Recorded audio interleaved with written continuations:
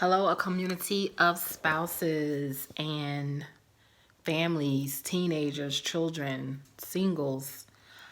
I want to come on today and continue in my subject on unhealthy sex. Today's subject is very touchy, so we won't be on it long at all. Like I mentioned in the first video originally, the only sex that is considered safe, healthy, is sex between a husband and wife, man and woman, in the marriage covenant. So far, we have talked about unhealthy sex in the marriage covenant.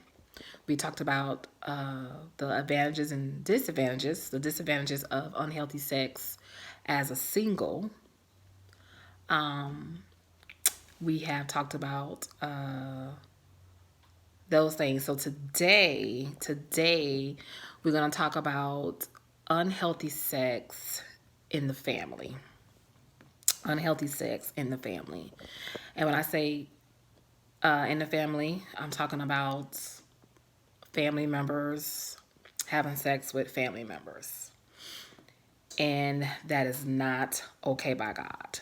So I'm not going to stay on this subject long because it's just an uncomfortable, nasty, touchy subject anyways.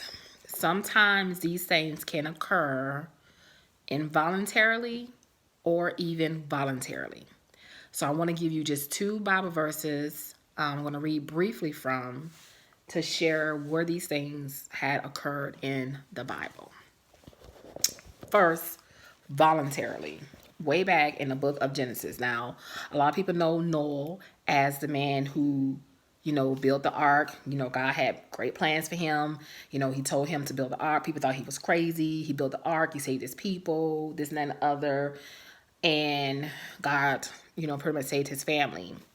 Some time went along. They were supposed to leave a certain area.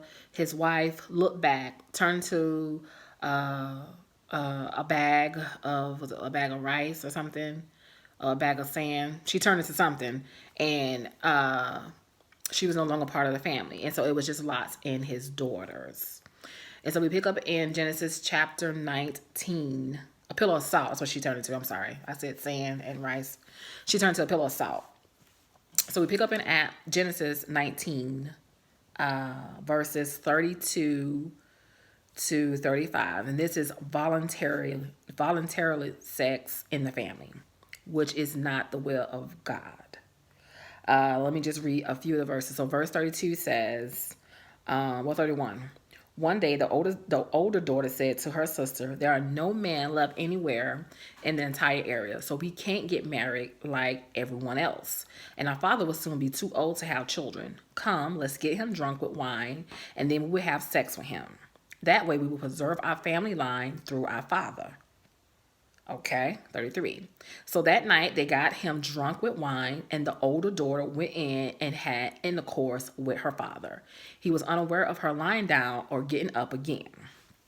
So the first, the oldest daughter went in, had intercourse with her dad. Awful, not the will of God. That is considered unhealthy sex. And then the second night, the second daughter, she did the same thing. They got the father drunk, went in, had sex with her father, both became pregnant. Not okay. The second one I want to speak of comes out of 2 Samuel 13.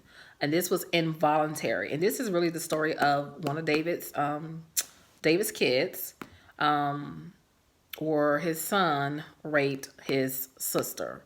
The son raped his sister. One of David's sons raped his sister. He had a crafty cousin. You can read the book of 2 Samuel 13.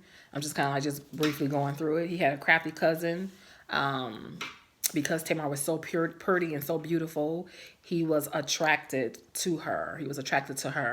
And he was trying to be with her. So the cousin pretty much gave him a plan on how he can. He told him, act like you're sick.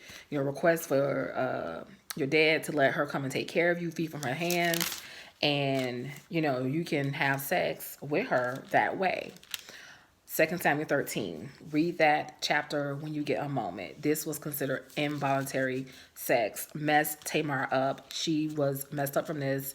Caused a whole bunch of drama and problems in the family. And I think one of the other brothers ended up killing or coming for the other brother or something like that. You have to read the whole story.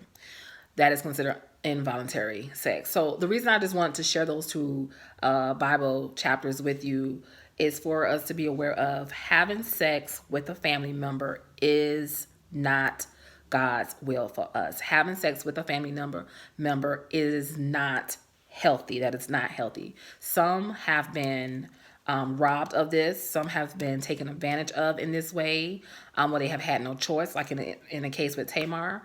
But some, have went along with it, and just went along with it anyways, as if it was something normal, and it is not. In these cases, if this have happened to you, I want to just give you 3 things that you can do. Just 3 things. First, you want to repent. Repent, ask God for forgiveness, whether it was your fault or not. Repent, ask God for forgiveness. Second thing you want to do is renounce that off of you. You want to renounce that type of spirit off of you. Renounce that off of you. That's something that happened to you, whether voluntarily or involuntarily. You want to renounce that spirit off of you because it leaves an open door for other things. I think I was sharing with some of the singles on yesterday. We think when you are in once you get married and, we're going to spend the rest of our life just having good sex and everything be great, everything is wonderful. Well, when some instances come up, if a person have been molested or raped or violated, as a child, or or even older later on in life, when you get married, you come into the marriage covenant. If you think you can just, I'm not going to talk about this, I'm not going to, share this with anybody, it's going to be my little top secret, that is going to be a problem in the marriage covenant. That is going to cause friction, problems, drama in the marriage covenant. And so that is something, if it has happened to you, you want to ask for forgiveness, renounce those spirits off of you so you don't bring that baggage into your marriage covenant, Sometimes those things are very hard and very painful to talk about, but you want to get in the hands of someone that you can trust and can have conversations with somebody about that. But definitely, if you are preparing to be married or, enter into the marriage covenant, that's a conversation that you have not had with your spouse. You want to have that conversation with your spouse because that problem could manifest and become an issue in your marriage covenant. Last, you want to receive healing from God. And sometimes that takes work. It takes us, digging into scriptures. It takes us fasting and praying. It takes us, just really giving ourselves over to God and having that Him heal us from that. When you think of a family member, you think that's somebody that you can trust. You don't look at a family member as somebody to take advantage of you or to use and misuse your body in that way.